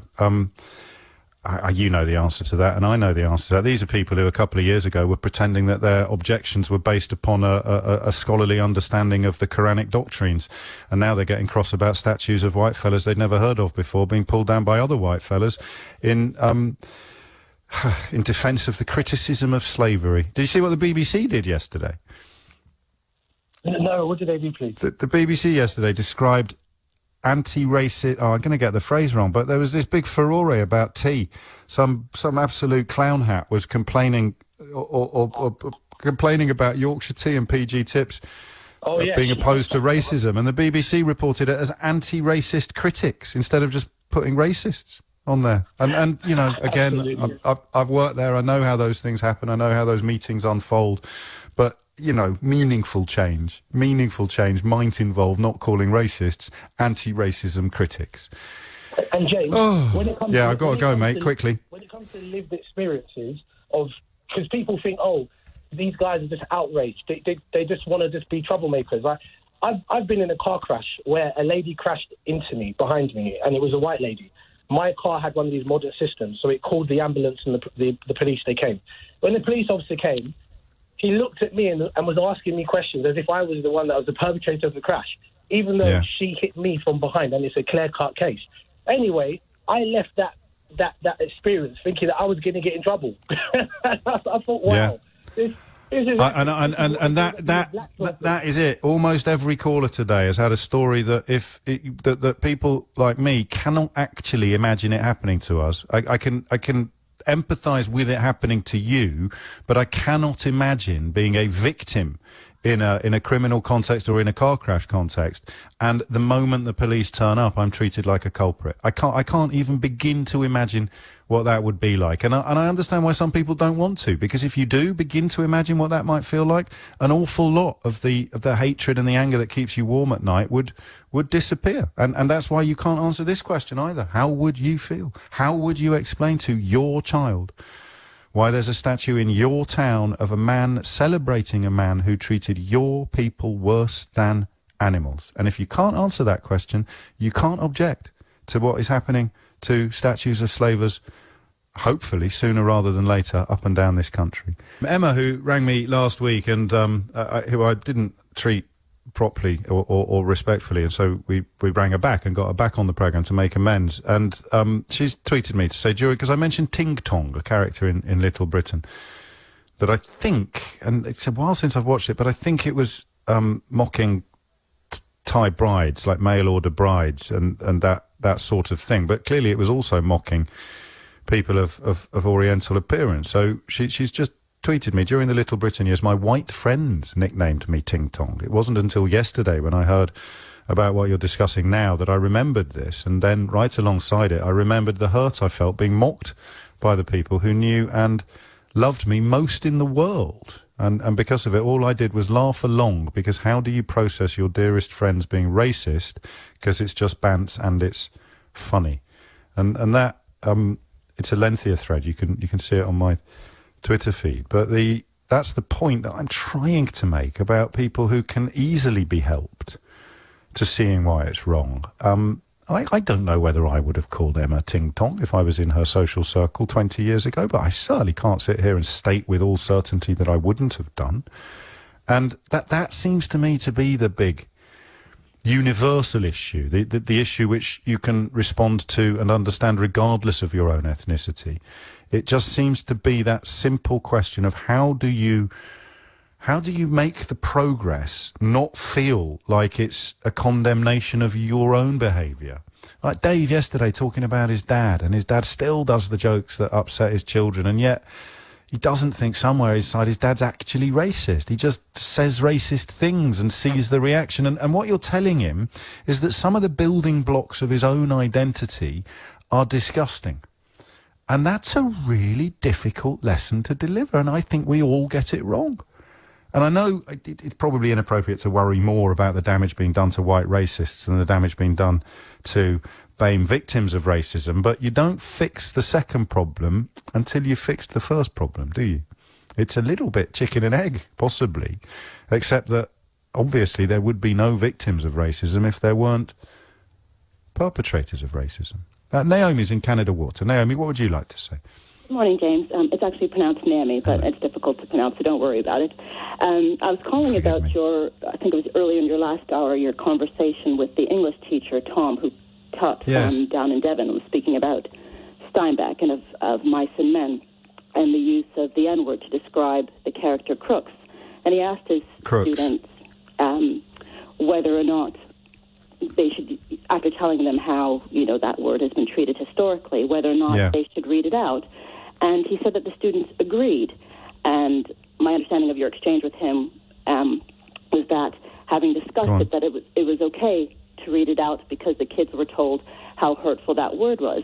I came to the opposite conclusion. He's not here, of course, but I thought they had a conversation about it and decided that it wouldn't be appropriate to read it out. But no matter. What was the point you wanted to make? Oh, sorry, I heard. Well, that might totally negate my. No, it's possible I've misremembered, but go on. It's under the understanding that they decided to read it out and that it needed to be preserved for an understanding of that word in historical context.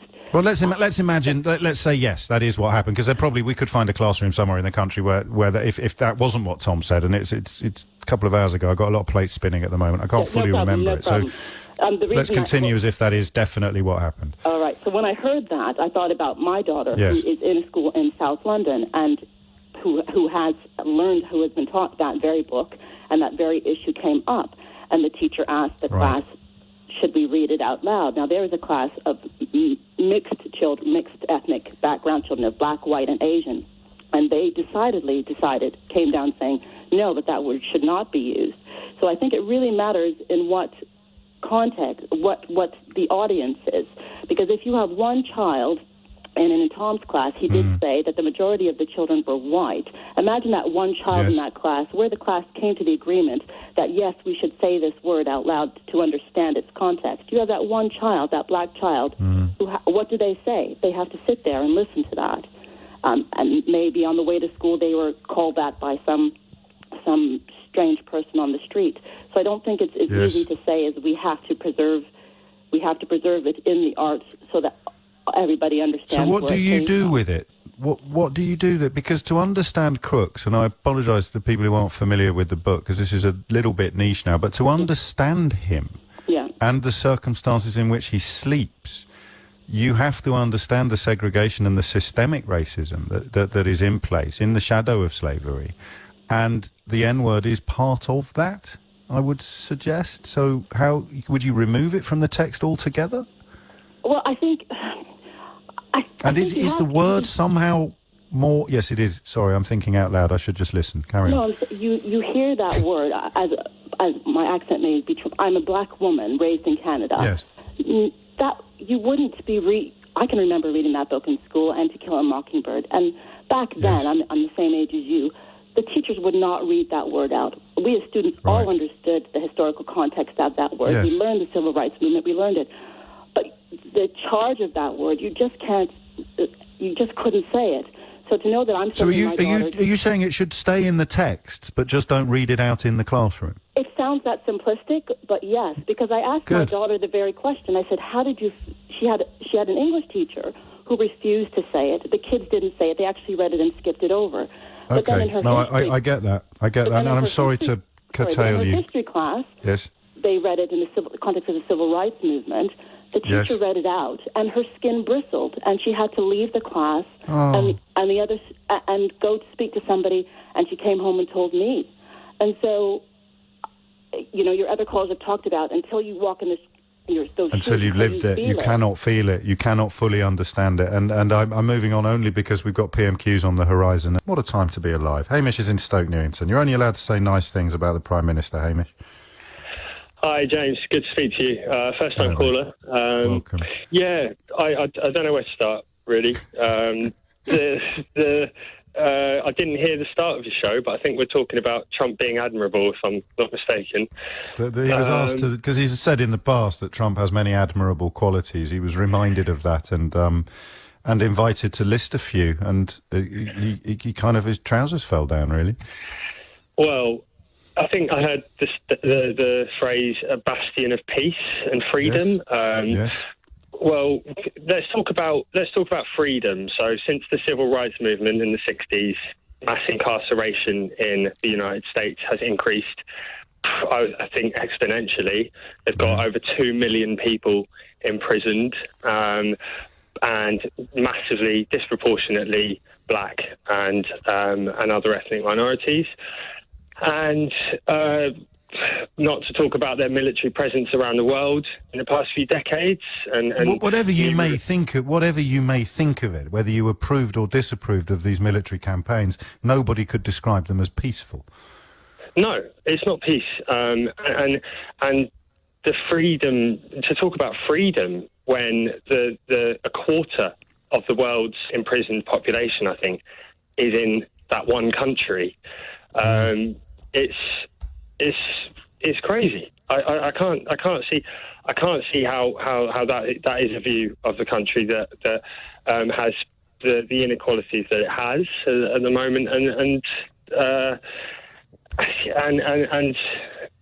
as you say, I hear your bafflement. I mean, it's hard to know. I mean, I have to do this for a living. You should count yourself lucky. How do you even begin to make sense of that level of prevarication and bloviation, or, to use the word that he tried to introduce to the public vocabulary, how on earth do you deal with a tergiversata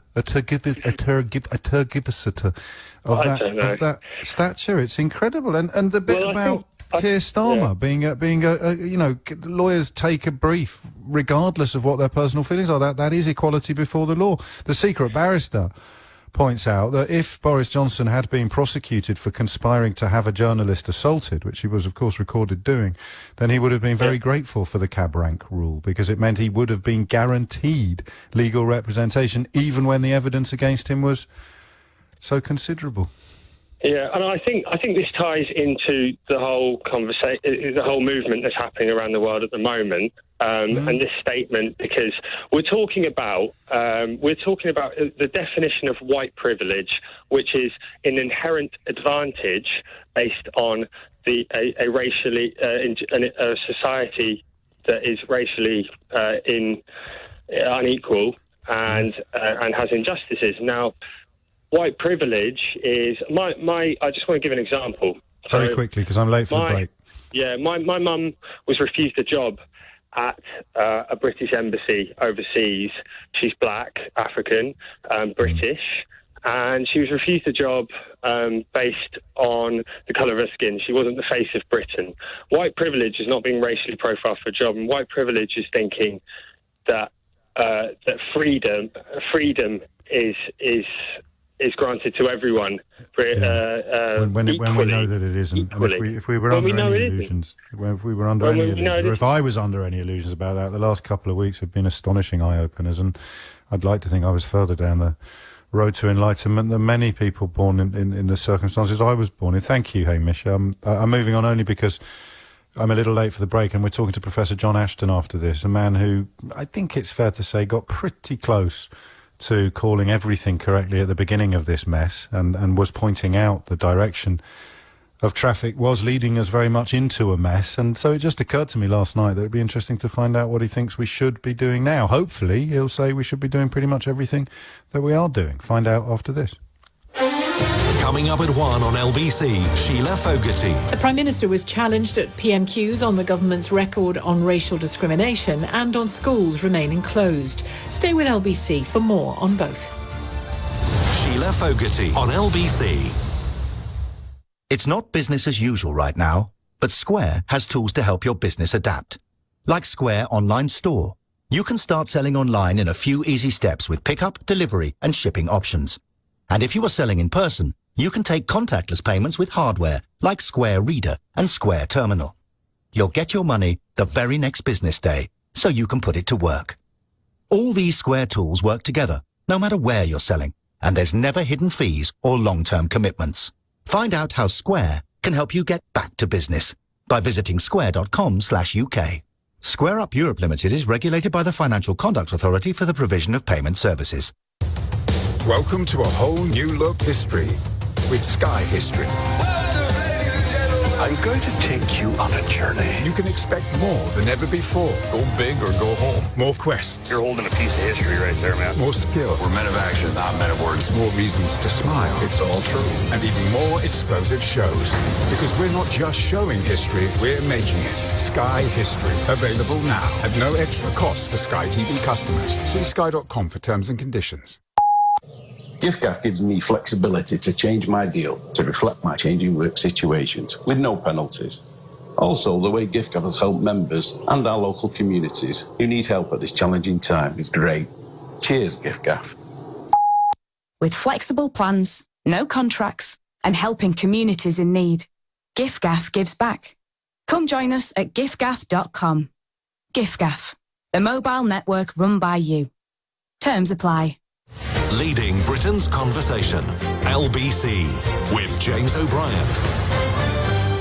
It's 12:49. You're listening to James O'Brien on LBC, and I was sort of surveying the catastrophe last night, and of course counting the corpses, which is something Boris Johnson is very keen you don't do. And it occurred to me that Professor John Ashton, who we spoke to, everybody spoke to at the very beginning of this crisis, had been largely, I think, exonerated. And I know that the former regional director of public health in the northwest of England would not have derived any pleasure at all in being proved right, because by being proved right, of course, his worst fears came true. So it occurred to me we should have a quick look in the rearview mirror at the road that he told us we were embarked upon, and then ask him about where we are now and where we might be going next. So, John, many thanks, as ever, for your time. It must be weird for you on a personal level, because, I mean, being proved right is supposed to be a pleasurable experience, but given that you being proved right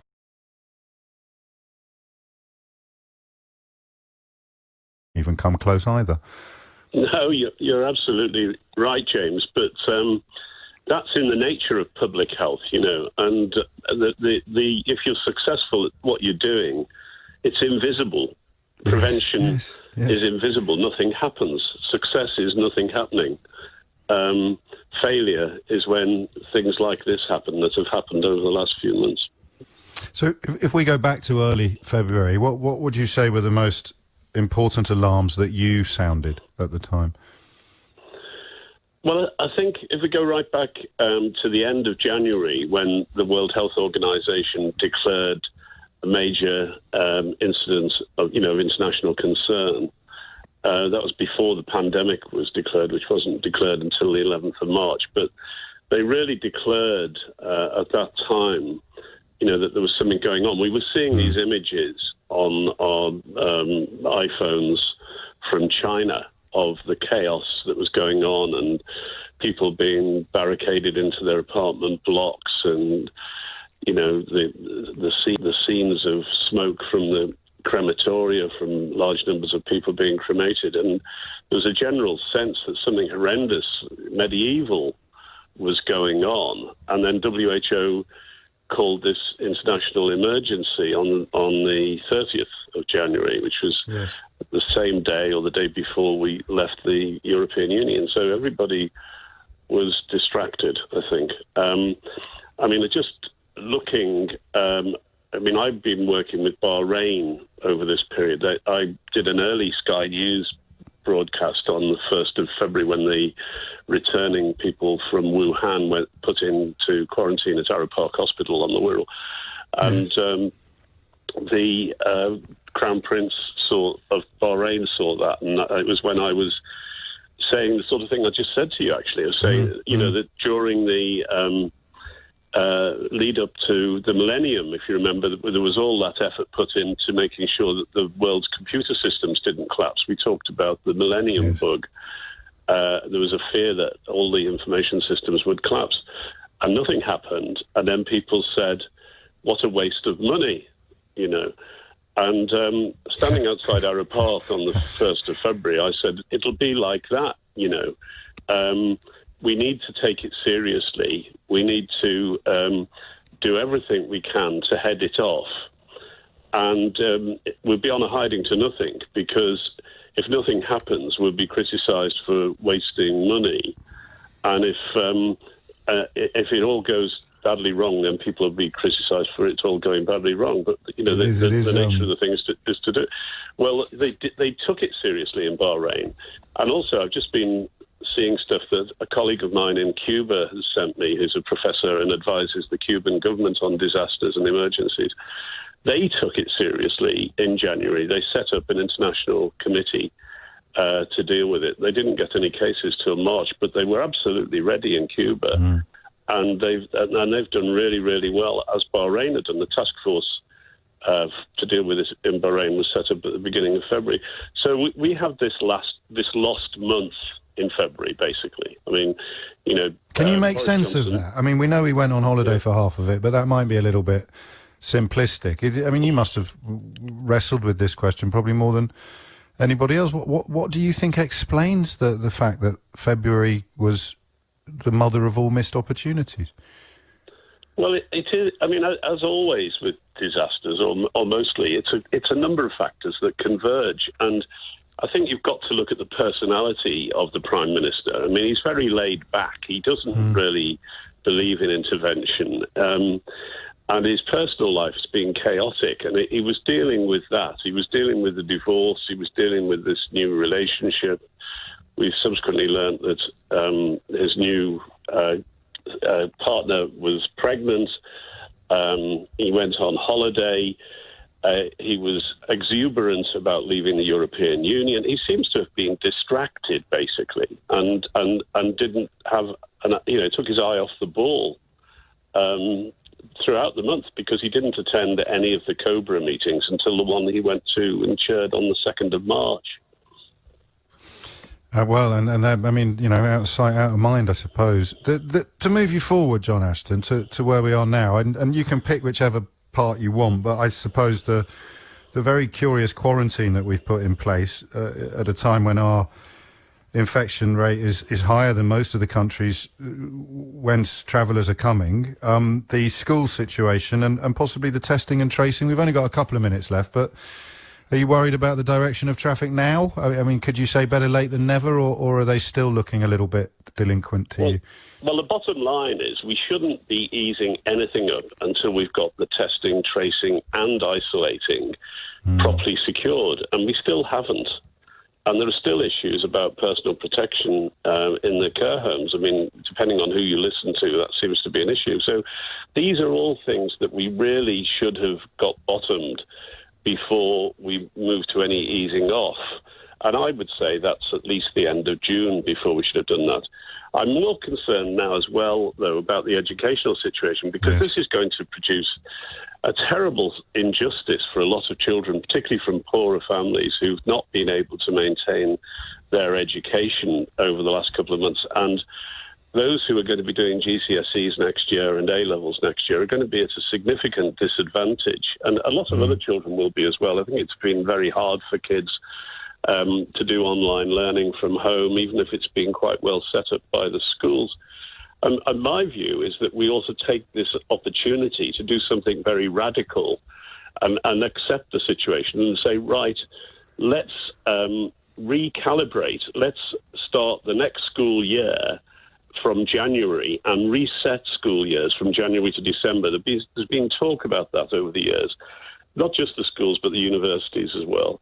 And use this next 6 months in a much more imaginative way to enable catch-up of those who've missed out, but also to experiment and pilot with a national youth scheme of doing work for the environment, social work, outdoors stuff in the fells and on the outdoor education centres, because there's clearly not going to be enough classroom capacity for the next few months for children to be in groups of only 15.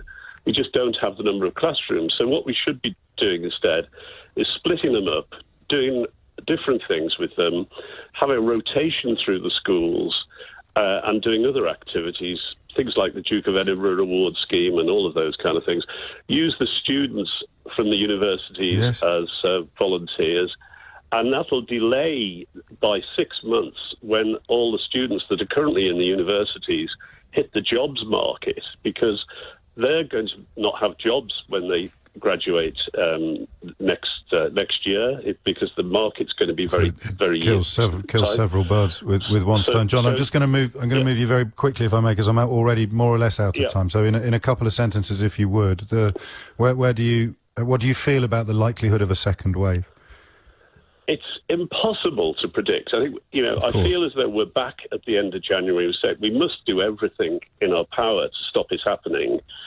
But I think we're going to be very lucky to avoid it, given that we've prematurely eased off the lockdown.